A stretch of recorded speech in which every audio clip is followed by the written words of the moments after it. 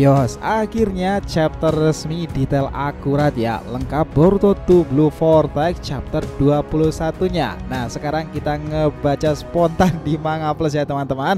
Kalian harus mendengarkan ini sampai ceritanya selesai karena kita akan menjelaskan runtut bagaimana detail percakapan, jalan cerita menarik sampai Mangekyo Sharingan Dewi Matahari Amaterasu itu Ohirume rilis sekarang ini. Kekuatannya itu luar biasa menakjubkan. Sampai-sampai Toge Dama dari Shinki Ryu Egujubi itu keluar di sana. Nah, di chapter ini Boruto is back nakama. Dari sini persiapkan diri kalian mendengarkan ceritanya itu lebih panjang lagi. Let's go, kita bahas lebih dalam.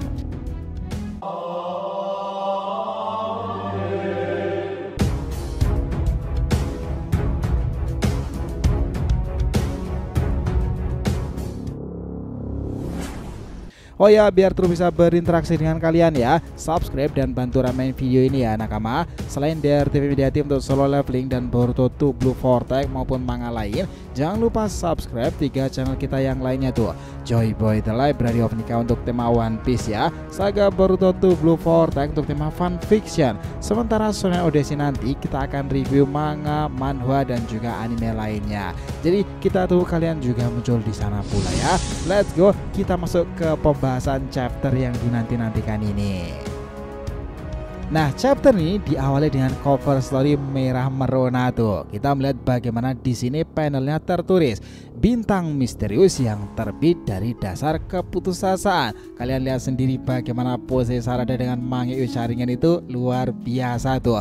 Boruto 2 Blue Vortex chapter 21 itu diberikan judul Mangekyo Sharingan. Nah, ceritanya dimulai pada sebuah prolog awalnya. Ingatan yang satu persatu tuh muncul di permukaan. Di sana ada seorang gadis yang bermimpi menjadi seorang Hokage loh. Ilustrasinya memperlihatkan Sarada kala itu ketika masih bocil atau sebelum fase time skip ya. Dia mengatakan, impianku adalah jadi Hokage yang seperti Hokage ketujuh idolaku Naruto. Serius, Sarada ulet banget ya. Kalau aku sih lebih ingin punya pacar tuh. Andai tiba-tiba ada cowok ganteng yang jatuh dari langit. Kok ini santai banget ya Jojo. Nah, percakapan dimulai di antara dua orang tersebut. Kita melihat sendiri ternyata di sampingnya itu ada panel lain. Itu Boruto sebelum fase time skip. Sarada yang menjadi panutanku itu adalah shinobi seperti ayahmu. Nah, di sini Boruto mengungkapkan identitas dari idolanya sendiri. Kau yang akan jadi Hokage kan? Kalau begitu biar aku yang menjadi bayanganmu nanti. Aku pasti akan melindungimu dengan sepenuh hati. Itulah yang dikatakan Boruto. Kita melihat bagaimana reaksi dari raut wajah Sarada dengan keringat dinginnya itu tersipu malu ya. Ingatan itu berubah kepada panel lain memperlihatkan Sumire di sana. Dia bertanya, Sarada, apa kau tidak tertarik sama Boruto? Kalau aku sih ya tertarik tuh. Nah, kita melihat bagaimana Sarada yang berlari itu sepertinya mengingat pesan tersebut. Nah, panel lain kemudian berpindah mengenai ingatan Sarada tentang Nadaime. Dia mengatakan, bagiku yang seorang Hokage, semua orang di desa ini sudah seperti keluargaku sendiri loh Sarada. Lihatlah itu Sarada yang sempat berlari sambil termenung itu. Dia mengatakan, tidak seperti Hokage ketujuh ataupun papa. Aku bukanlah shinobi yang luar biasa seperti mereka. Makanya aku tidak punya waktu untuk memikirkan hal-hal yang tidak-tidak. Aku akan melindungi semua orang di desa dan masa depan Konohagakure sendiri supaya bisa menjadi Hokage yang seperti Hokage ketujuh. Itulah impian Sarada. Nah, ingatan itu berubah kepada panel lain memperlihatkan bagaimana insiden kala itu Kawaki yang akhirnya menyerang Sarada namun dilindungi Boruto. Itulah momen pertama kali kita melihat bagaimana goresan itu muncul dan wajah Boruto codet tuh karenanya. Tetapi itu akan menjadi jalur dari kebangkitan Jogannya nanti ya. Lihatlah itu ekspresi keterkejutan Sarada bagaimana melihat Boruto terluka separah itu. Kita melihat di sini tuh Kawaki mengatakan, minggirlah Sarada, sampai kapan kau berniat mengganggu seperti itu? Nah, di sini kita melihat panel lain juga berpindah secara mendadak. Nah, seperti singularitas takdir dalam pikiran Sarada sendiri. Shikamaru mengatakan mengenai Hokage ketujuh yang tidak diketahui keberadaannya, kemungkinan besar dia sudah tewas di tangan Boruto loh. Di sini kita melihat Mitsuki dengan Sage mode di awal awal kala itu. Biarkan aku pergi Sarada, aku harus mengejarnya dan akan kubunuh dia sekarang juga. Nah, Sarada yang mendapati momen-momen sekrusial itu dalam ingatannya, tentu dong hal seperti ini adalah baru pertama kali. Apa boleh buat, itu reaksi yang sangat wajar. Boruto nyaris membunuh Kawaki, bahkan Naruto dan Hinata juga. Nah, Sasuke ada dalam ingatan yang mengatakan seperti itu. Aku tak mengerti sebenarnya apa yang sedang terjadi. Ada apa dengan mereka? Percakapan di antara mereka itu berlanjut seperti itu. Nah, di sini kita melihat bagaimana momen kala itu ketika Omnipotent pecah ya. Sumire mengatakan, fenomena ini mungkin ada hubungannya dengan Eida. Situasi sekarang mirip dengan waktu itu kan, saat orang-orang menjadi tawanan Eida pula. Kemungkinan telah terjadi sesuatu yang mempengaruhi semua orang. Nah, di sini Sarada melihat momen tersebut. Sampai beberapa saat lalu semuanya sedang mengejar Kawaki, tetapi kenapa tiba-tiba saja sekarang semua orang malah memburu Boruto ya? Di sini Sumire mengatakan, ini pasti bukan fenomena biasa kan? Sudah sangat jelas ada campur tangan kekuatan manusia, kekuatan yang besar seperti Shinjutsu pula. Bukankah ini sudah keterlaluan? Di sini tuh percakapan di antara mereka masih berlanjut. Mungkin Eida berbuat sesuatu untuk menyelamatkan Kawaki yang kesulitan itu. Hanya itu yang terpikirkan olehku. Kenapa harus seperti ini? Dan kenapa selalu Boruto? Pertanyaan-pertanyaan seperti itu membuat Sarada pertama kali matanya itu terlihat mengeluarkan entah air mata atau bahkan darah ya, sepertinya di sini tuh ingatan seperti itulah yang menghiasi dalam pikirannya, dan tiba-tiba cering, ternyata itu adalah Mangekyo Sharingannya pertama kali cuy. Bola matahari yang sangatlah fenomenal. Nah, panel itu lantas memperlihatkan bagaimana pengembangan dari cerita Mangekyo Sharingan Sarada itu mulai diperbincangkan oleh Sasuke. Di sini Boruto yang dengan menggunakan perban di kepalanya itu berkata, Mangekyo Sharingan. Di sini Sasuke lantas menjelaskan mutasi yang terjadi pada Sharingan yang diwariskan dalam klan Uchiha. Matanya akan bangkit saat pemiliknya mengalami guncangan psikologis yang sangatlah ekstrim. Sesuatu yang buruk telah terjadi Boruto, sesuatu yang jauh melebihi pemahaman orang biasa. Boruto melihat pemandangan tersebut itu, kita mengingat bagaimana Sarada sendiri itu mengatakan sesuatu kepada Sasuke. Papa, Boruto tidak bersalah sama sekali. Dia tidak mungkin membunuh Hokage ke-7. Semua orang telah tertipu. Nah, ingatan seperti itulah yang ada pada chapter ini.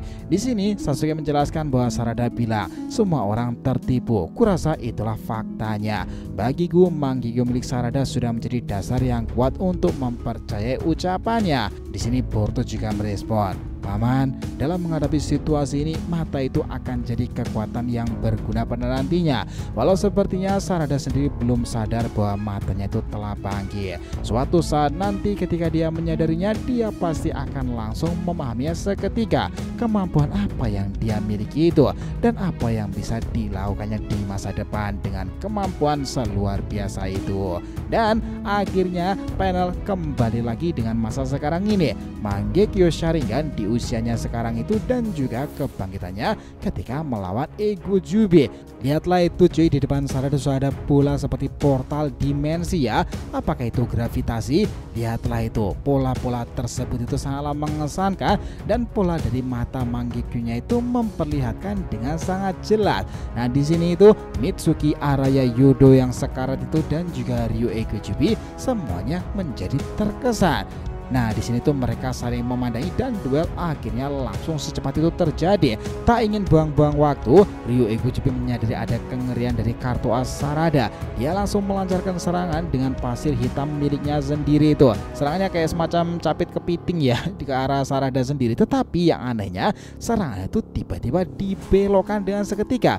Itu kayaknya bukan malah dibelokkan sih, tetapi malah terserap pada akhirnya dengan bola gravitasi itu sendiri. Semuanya menjadi terpana tuh. Apa-apaan bola hitam itu? Sarada Uchiha. Apa itu kekuatan miliknya? Lihatlah itu, wanita yang berdiri tegak dengan pola tersebut sangatlah menarik si Sarada. Di sini Sarada berkata, Mitsuki, aku titipkan Araya dan Yodo. Fokuslah untuk melindungi mereka semuanya. Mitsuki yang juga keringat dingin menyadari kekuatan luar biasa ini. Sarada, mata itu, ia kemudian menjawab, tak usah khawatir, walaupun kemampuan ini baru saja bangkit, aku sudah mengerti apa yang bisa dilakukannya. Nah, di sini kita diperlihatkan panel itu menjelaskan, aku tidak paham cara kerjanya, tetapi pasir besiku seperti ditarik ke arah bola itu ya. Apa itu artinya? Tiba-tiba serangan pasir besi itu meluncur dari bawah ke atas itu langsung hampir mengenai Sarada ya. Dan lihat apa yang terjadi, dengan satu lirikan mata ke bawah aja itu tiba-tiba lenyap pula. Nah, di sini Ryu makin bingung lagi. Pengaruhnya akan terhalang selama ada kau di antara pasirku dan bola itu ya. Bos, serangan itu dilancarkan berkali-kali, tetapi dengan santainya Sarada itu bisa melakukannya dan juga bisa menghindarinya. Kita melihat bagaimana pasir besi itu besar sekali dikeluarkan oleh Ryu Egujubi.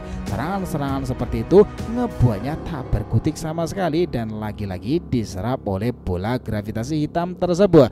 Well, apakah ini supermassive black hole? Itu mengesankan loh. Kita melihat bagaimana Ryu Egujubi itu panik. Apa? Pasir bersihnya menuju ke arah yang berlawanan dengan bola itu ya.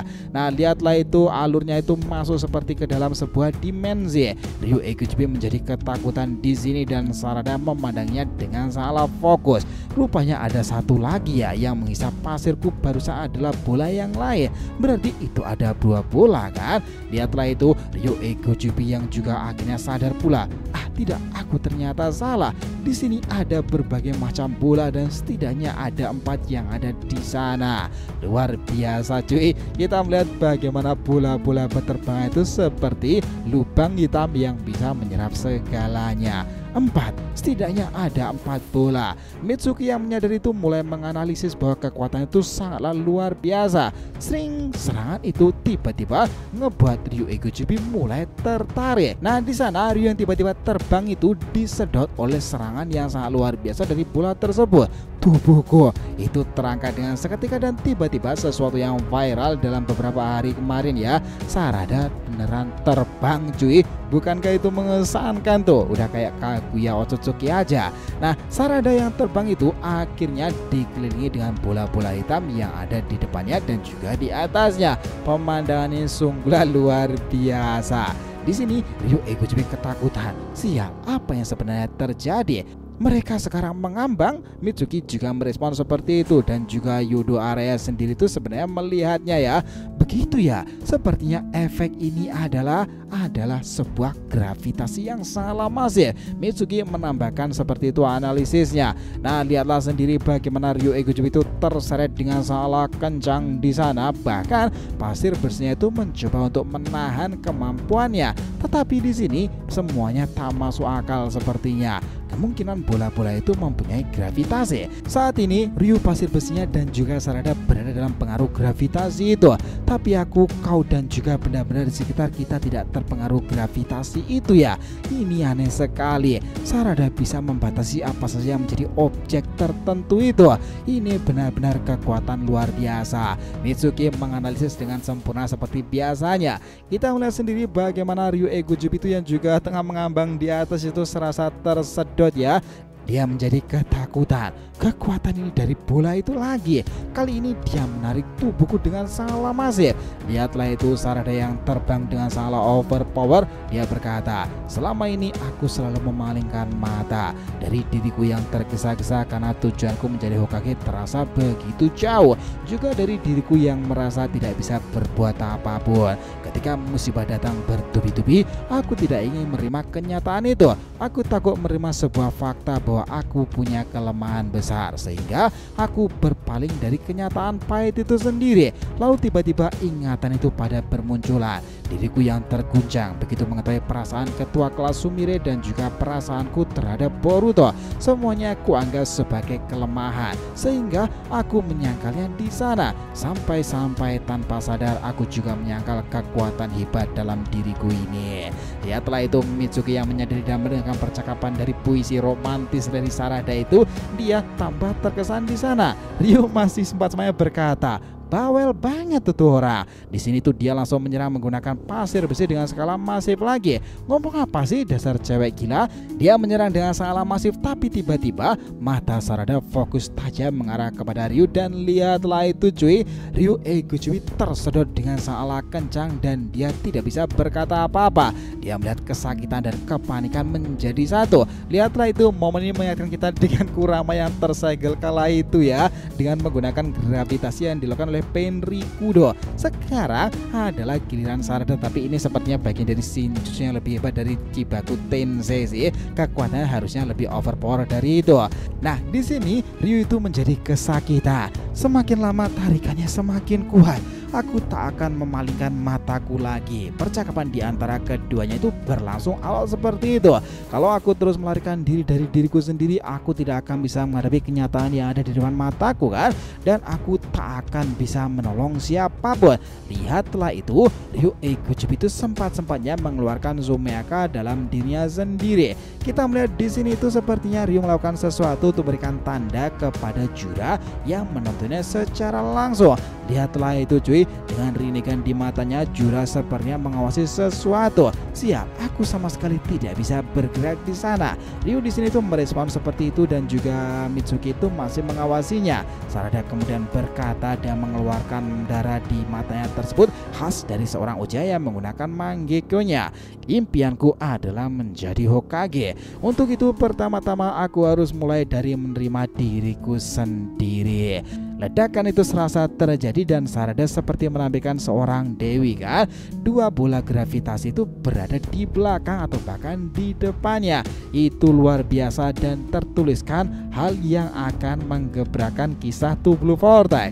Mangekyou Sharingan itu adalah Ohirume yang merupakan nama lain dari Dewi Amaterasu. Wow, seperti teknik dari pamannya ya, tetapi ini sepertinya akan lebih overpower lagi. Lihatlah itu, Ryu Eiguchi serasa terserap pada kemampuan Black Magic Black Hole teman-teman.